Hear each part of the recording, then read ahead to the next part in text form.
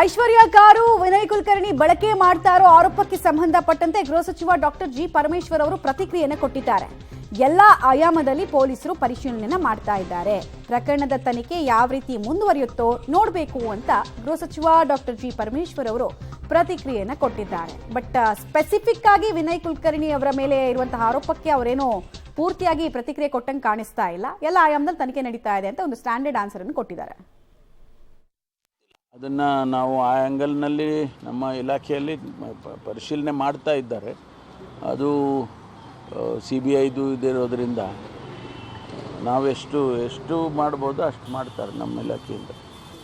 ಗೊತ್ತಿಲ್ಲ, ಅದನ್ನು ನಾವು ಆ ಆ್ಯಂಗಲ್ನಲ್ಲಿ ನಮ್ಮ ಇಲಾಖೆಯಲ್ಲಿ ಪರಿಶೀಲನೆ ಮಾಡ್ತಾ ಇದ್ದಾರೆ. ಅದು CBIದು ಇದಿರೋದ್ರಿಂದ ನಾವೆಷ್ಟು ಮಾಡ್ಬೋದು ಅಷ್ಟು ಮಾಡ್ತಾರೆ ನಮ್ಮ ಇಲಾಖೆಯಿಂದ. ಕಾಂಗ್ರೆಸ್ನಲ್ಲಿ ಈಗ ಊಟದ ಹೆಸರಲ್ಲಿ ರಾಜಕೀಯ ಚದುರಂಗದಾಟ ಜೋರಾಗ್ತಾ ಇದೆ. ಅದರಲ್ಲೂ ಕೂಡ ಈಗ ಪರಮೇಶ್ವರ್ ಅವರ ಡಿನ್ನರ್ ಮೀಟಿಂಗ್ಗೆ ಸಂಬಂಧಪಟ್ಟಂತೆ ಅವರು ಪ್ರತಿಕ್ರಿಯೆ ಕೊಟ್ಟಿದ್ದಾರೆ. ನಾಳೆ ನಾನು ಡಿನ್ನರ್ ಮಾತ್ರ ಕೊಡ್ತಾ ಇದ್ದೀನಿ, ಡಿನ್ನರ್ ಪಾರ್ಟಿ ಅಲ್ಲ.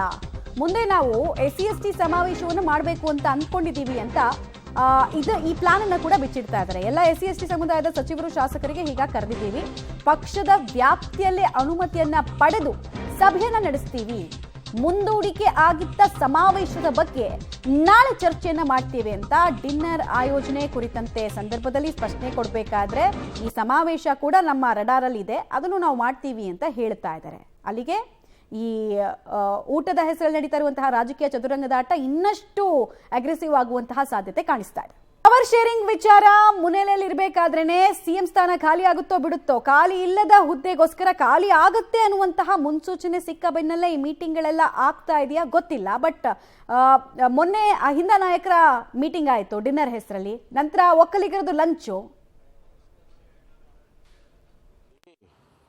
ನಾವು ಅವತ್ತು ಡಿನ್ನರ್ ಪಾರ್ಟಿ ಅಂತಂದರೆ ಹೊಸ ವರ್ಷದಲ್ಲಿ ನಾವೊಂದಿಷ್ಟು ವಿಚಾರಗಳನ್ನು ನಮ್ಮ ಆಂತರಿಕವಾಗಿ ಮಾತಾಡುವಂಥದ್ದಿತ್ತು ಅಂದ್ಕೊಂಡು ಕರೆದ್ರು. ಮುಖ್ಯಮಂತ್ರಿಗಳಿಗೂ ಕೂಡ ಅವರು ಆಹ್ವಾನ ಮಾಡಿದರು. ಮುಖ್ಯಮಂತ್ರಿಗಳು ಕ್ಯಾಬಿನೆಟಲ್ಲಿ ಆಯ್ತಪ್ಪ ಊಟ ಹಾಕೋದಾದ್ರೆ ನಾನು ಬರ್ತೀನಿ ನಡೆಯ ಅಂದರು. ಸೊ ಬಂದರು, ಊಟ ಮಾಡಿದ್ವಿ. ಯಾವುದೇ ರಾಜಕೀಯಗಳನ್ನು ನಾವು ಅಂದರೆ ಮುಂದೆ ಹಿಂಗೆ ಇದೆಲ್ಲ ಏನು ಚರ್ಚೆ ಮಾಡಲಿಲ್ಲ. ಅದನ್ನು ಬೇರೆ ಬೇರೆ ಅರ್ಥೈಸೋದು ಏನು ಅವಶ್ಯಕತೆ ಇಲ್ಲ ಅಂತ ನನಗೆ ಅನಿಸುತ್ತೆ. ನೋಡಿ, ಡಿನ್ನರ್ ಮೀಟಿಂಗ್ಗೆ ಪ್ರತ್ಯೇಕವಾದಂತಹ ಬಣ್ಣ ಬಳಿಯುವಂತಹ ಅಥವಾ ಪ್ರತ್ಯೇಕ ಹೆಸರನ್ನ ಕೊಡುವಂತಹ ಅವಶ್ಯಕತೆ ಇಲ್ಲ ಅಂತ ಕ್ಯಾಮ್ರಾ ಮುಂದೆ ಹೇಳ್ತಾ ಇದ್ದಾರೆ.